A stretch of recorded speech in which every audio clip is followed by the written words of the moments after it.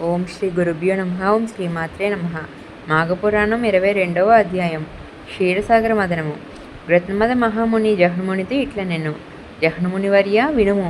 అశ్వమేధ యాగం చేసిన వాడును, ఏకాదశి వ్రత నియమమును పాటించిన వాడును, మాఘమాస వ్రతము ఆచరించి ఏకాదశి వ్రతమును పాటించిన వాడు అశ్వమేధ యాగం చేసిన వచ్చినట్టు పుణ్యఫలము నంది తుదుకు మోక్షమును కూడా పొందును.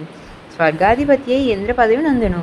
మాఘద్వాదశి నాడు బ్రాహ్మణులతో కలిసి పారణ చేయవాడు, అన్నదానం చేయవాడును పొందు పుణ్యము అనంతమని పలికెను.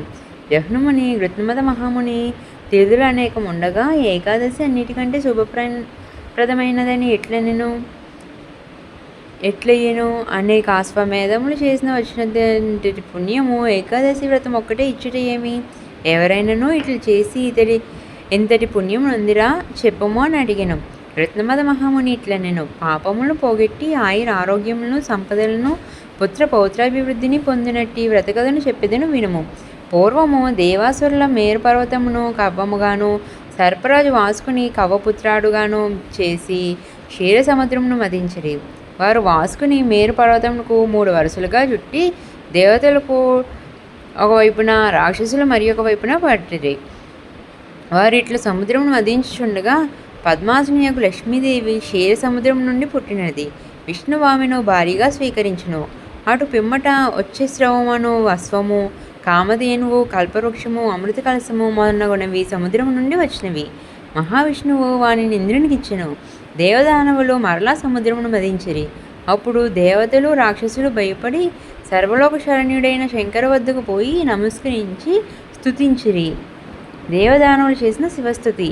నమో భవాయ రుద్రాయ సర్వాయ సుఖదాయినే, నమో గిరాం విదూరాయ నమస్తే గిరిధన్వవే, నమ శివాయ శాంతాయ నమస్తే వృషభధ్వజ, నమో నిత్యాయ దేవాయ నిర్మలాయ గుణాత్మనే, త్రిలోకేశాయ దేవాయ నమస్తే త్రిపురాంతక, త్రయంబక నమస్తేస్తు నమస్తే త్రిగుణాత్మనే, త్రయీధర్మైక సాధ్యాయ త్రిరూపాయ రూపిణే, అరూపాయ స్వరూపాయ వేద వేద్యాయతే నమః, హరిప్రియాయ హంసాయ నమస్తే భయహారిణే, మృత్యుంజయాయ మిత్రాయ నమస్తే భక్తవత్సల, పాహ్యస్మాన్ కృపయా శంభో విషాత్ వైశ్వానరో సమాత్ అని భయపీడితులైన దేవదానవులచే స్తుతింపబడిన దీనులను రక్షించే స్వభావం కల పరమేశ్వరుడు ఆ విష్మను మృంగి తన కంఠమును నిలిపెను. నల్లని విషము కంఠమును నిలబడిచే శివుని కంఠము నల్లనైనది. అందుచే శివునకు నీలకంఠుడని పేరు అప్పటి నుండి ఏర్పడినది. విషభయం తొలగిపోవచ్చే నిశ్చంతులైన దేవదానవులు సముద్రమును ధనమును మాని అమృత పాత్రను స్వాధీనం చేసుకోవాలని యత్నించరి. ఒకరికి దక్కకుండా మరి ఒకరు అపహరింపవాలని యత్నించరి. ఈ విధంగా తీవ్రమైన గగ్గోళ ఏర్పడినది. మాయావ్యగు శ్రీ మహావిష్ణువు మోహిని రూపమును పొందెను. ఆమె రూపము అన్ని ప్రాణులకు నయనానందం కలిగించుచుండెను. మనోహరములుగా ఆమె స్తనములు, జగవములు, చూపురులకు ఉద్రేకములు కలిగించుచుండెను. ముక్కు వికసించిన సంపంగి పువ్వు వలె ఉండెను. నేత్రములు మనోహరములై విశాలములై ఉండెను. మృదువైన బాహువులు, పొడవైన కేశములు, తీగ వంటి శరీరము కలిగి సర్వాభరణ భూషితి అయి పచ్చని పట్టుచేను కట్టెను.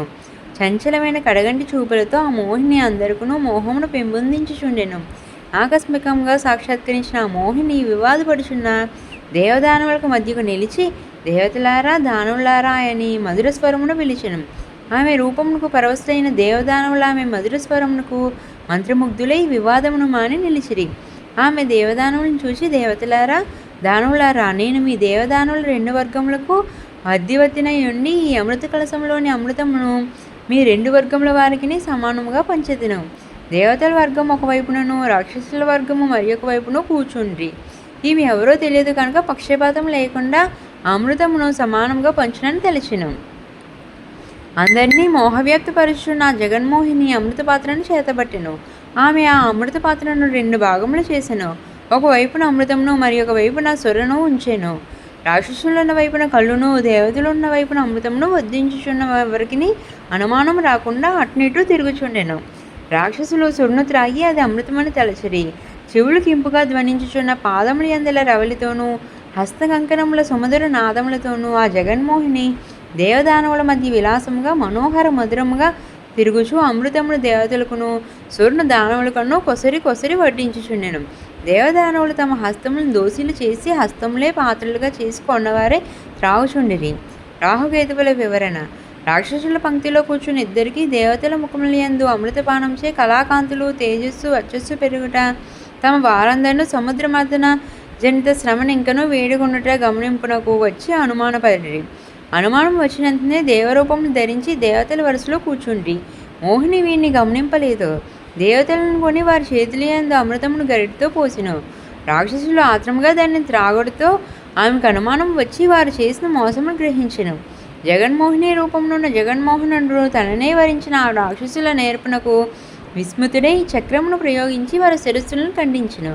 వారి తాగిన అమృతము వారి ఉదరంలోనికి పోలేదు, కానీ కంఠం దాటెను. ఇందుచే వారు చావు బ్రతుకు కాని స్థితిలో నుండిరి. చంద్రుడు మొదలగు వారు త్వరగా అమృతమును హస్తములతో త్రాగిరి. రాక్షసులకు జరిగిన మోసం తెలిపెను. తన వారిలో ఇద్దరు అమృతమును త్రాగకుండగానే చక్రఖండితులై చావు బ్రతుకులు కాని స్థితిలో ఉండిరి. వారు ఇంత శ్రమ ఇట్లు అయ్యని విచారం దుఃఖమునొంది హాహాకారములను చేసిరి. దేవతలు రాక్షసుల్లో ఇద్దరు తమను మోసగించి అమృతమును త్రాగిరని గగ్గోలు పడ్రి. దానులు కకావికలై తమ స్థానములకు చేరిరి.